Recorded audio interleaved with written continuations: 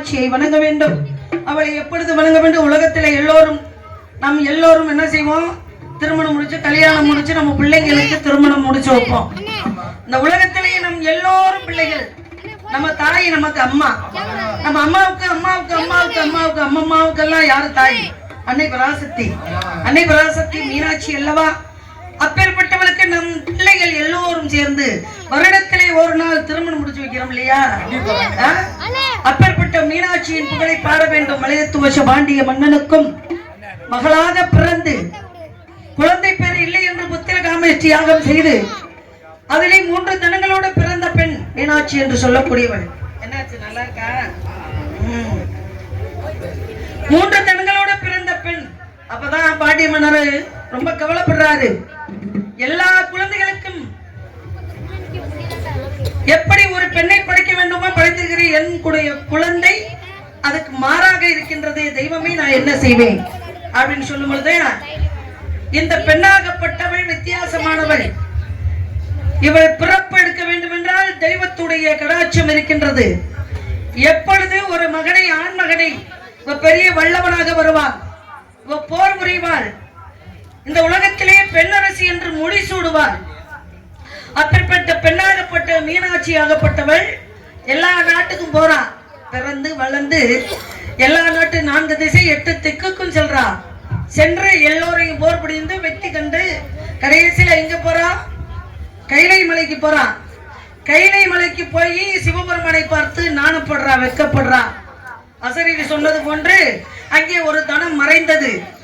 அப்ப மீனாட்சியின் அழகிலே கண் மயங்கி சொக்கநாதன் மேலே மீனாட்சி மயங்கினா, மீனாட்சியின் மேலே சொக்கநாதர் மயங்கினார். இருவருக்கும் ஒருவரும் பார்த்து பார்த்து அங்கே காதல் என்று சொல்லக்கூடிய அன்பு வந்தது.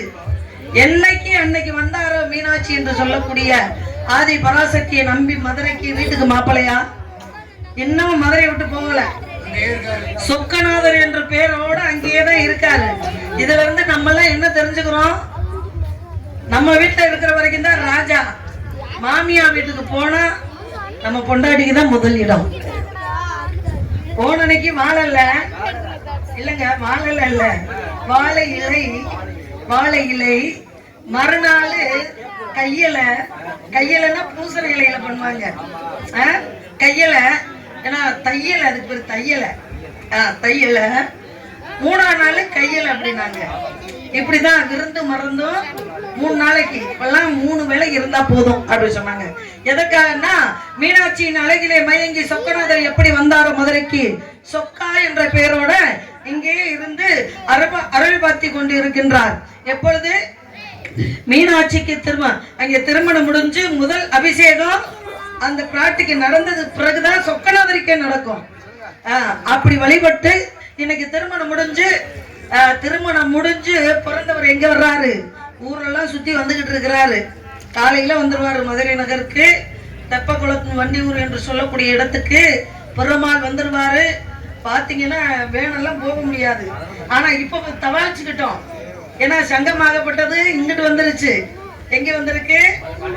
பாண்டி கோயில் கிட்ட வந்திருக்கு. முதல்ல எங்க இருந்துச்சு? மேலமாசி ஓரமா இருக்கு.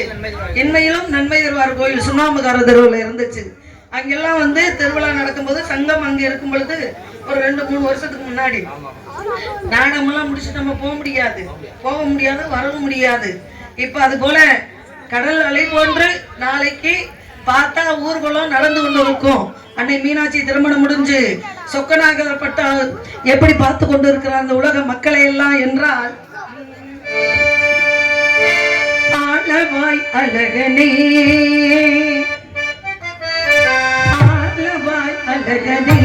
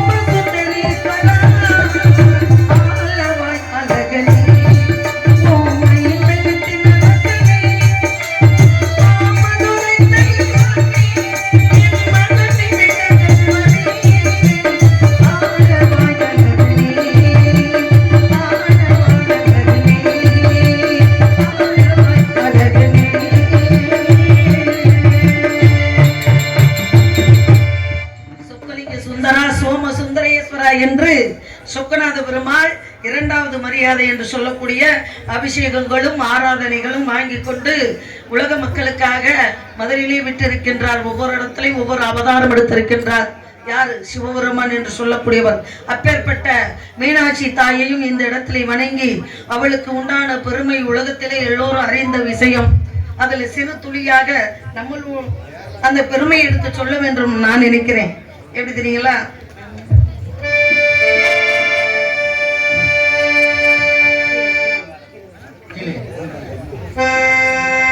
கொண்டை முடி அலங்கரித்து கொஞ்சம் கிளி கையில் வைத்து, கொண்டை முடி அலங்கரித்து கொஞ்சம் கிளி கையில் வைத்து, அஞ்சுகம் மொழி உமையார் பேசினார் அந்த அழகிய மாநகர் மதுரையிலே, மதுரையிலே, மதுரையிலே, மதுரையிலே.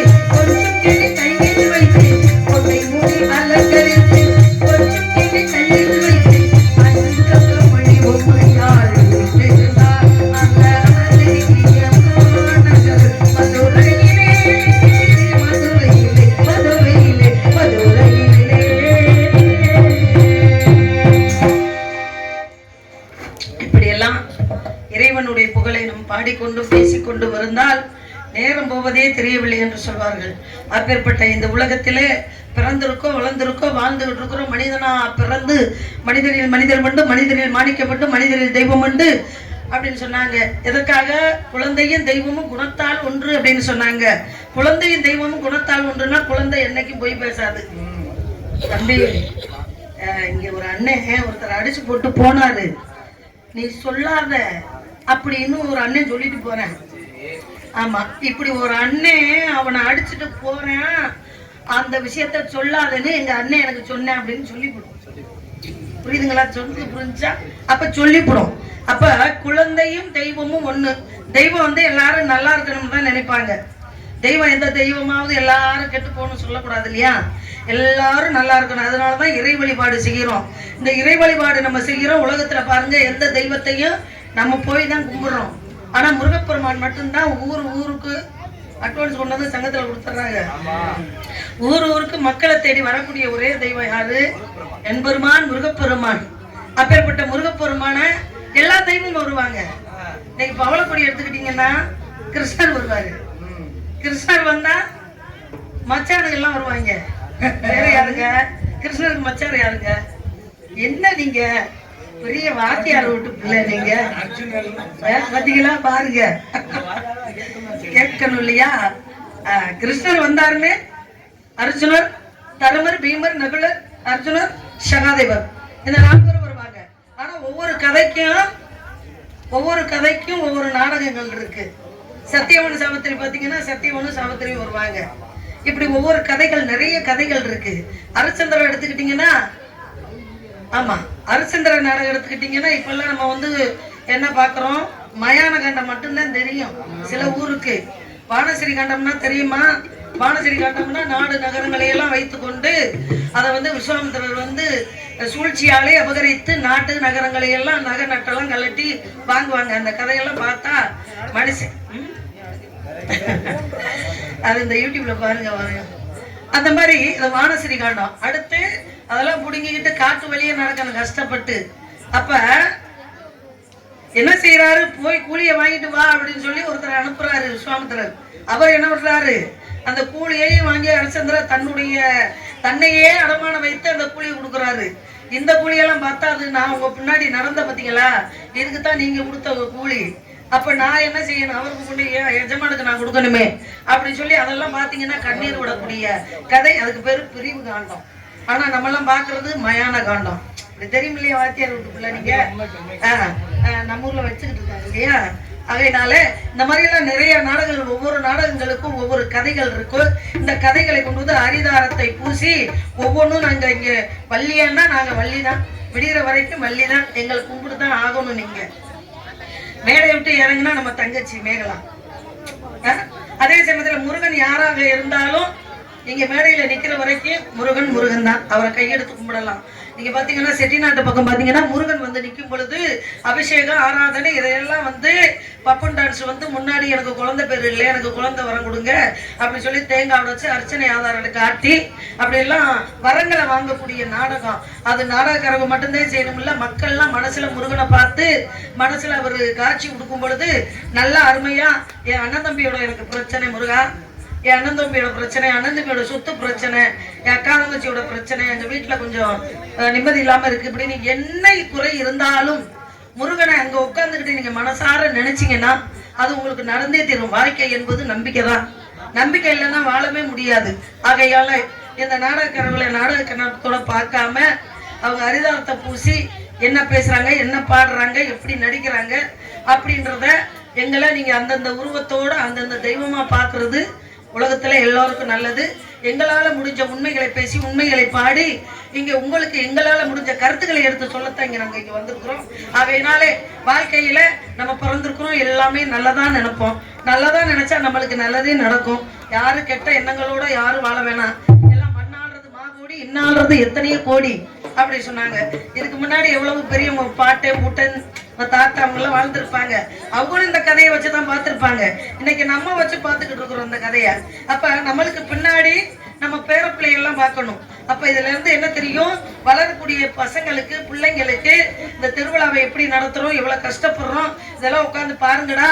ஆமா 2 லட்சம் 3 லட்சத்துக்கு ஆடல் பாடல் வச்சா அங்க வந்து எள்ளு போட்டா எள்ளு எடுக்க முடியாது கூட்டம்.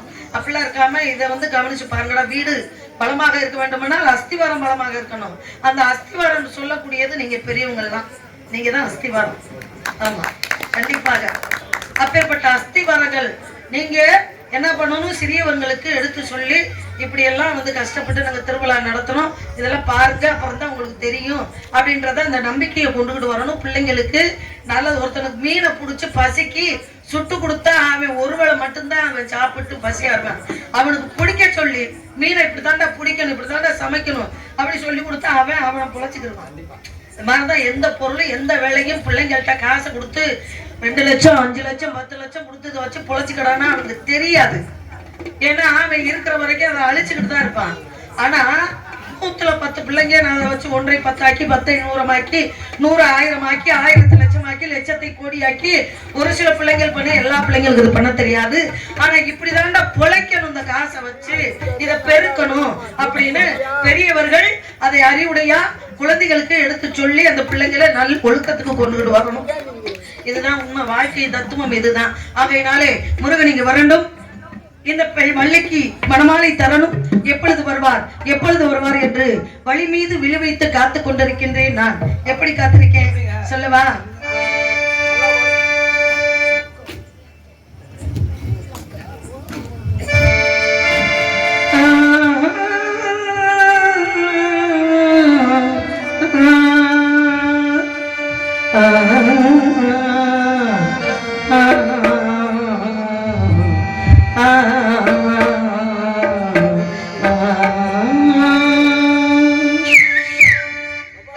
அன்னைக்கிலே உன்னை தேடு கொஞ்சம்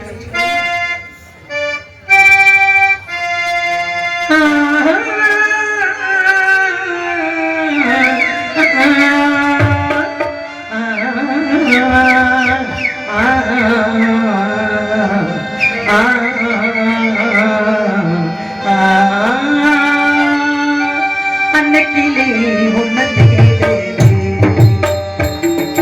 அன்னைக்கிலே உன்னை தேடு. 6 மாசம் ஒரு தேசம் அவரும் நாடு. அன்னைக்கிலே உன்னை தேடு, 6 மாசம் ஒரு தேசம் அவரும் நாடு.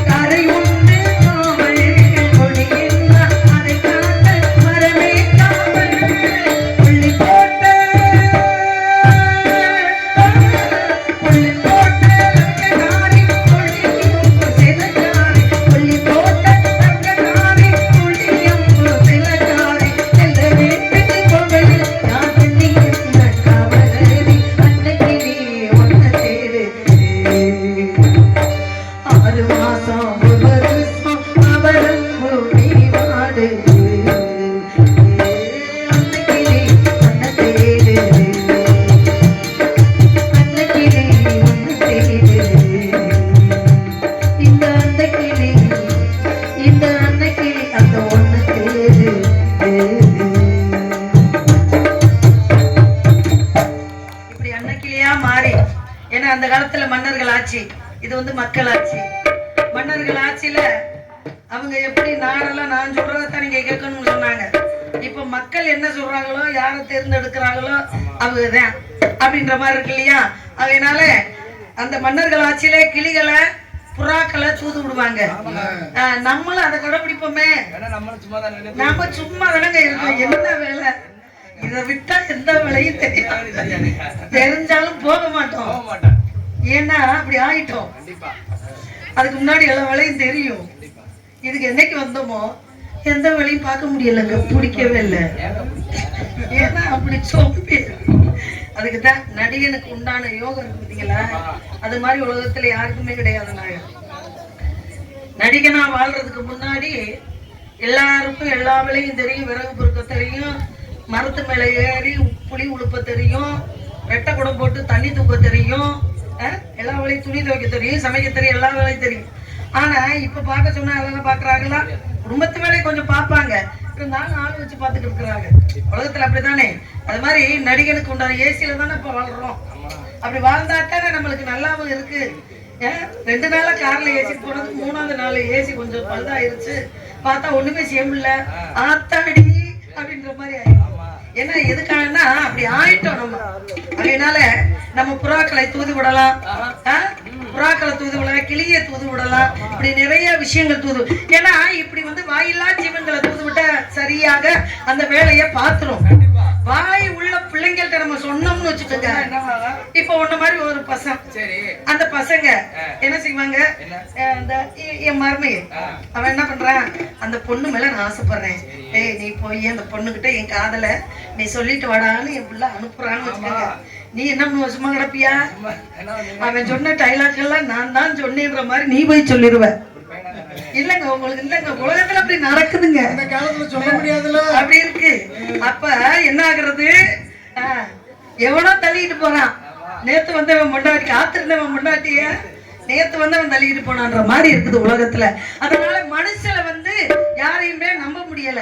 ஆனா நம்பிக்கையா வாழணும். மனிதர்களா பிறந்தா வாழ்க்கையில துரோகம், எந்த துரோகம்னாலும் சில நம்பிக்கை துரோகம் மட்டும் செய்யக்கூடாது. வாழ்க்கையில ஒருத்தரை நம்பிட்டோம், அவங்க துரோகம் செஞ்சா தாங்குமா? எதிரி துரோகம் செஞ்சா தாங்கிடலாம், கூட இருக்கிறவன் துரோகம் செஞ்சா தாங்க முடியாத. என்னடா உலகம், இந்த உலகத்துல நம்ம வாழணுமா அப்படிலாம் தோணி இருக்குல்ல. ஆகையினாலே இந்த உலகத்துல யாரையும் நம்பாம நானே காதல் தூதா போகணும், முருகனை பார்க்கணும். I love you love you love you love you சொன்னாலே அப்படின்ற மாதிரி நம்மளா போகணும்.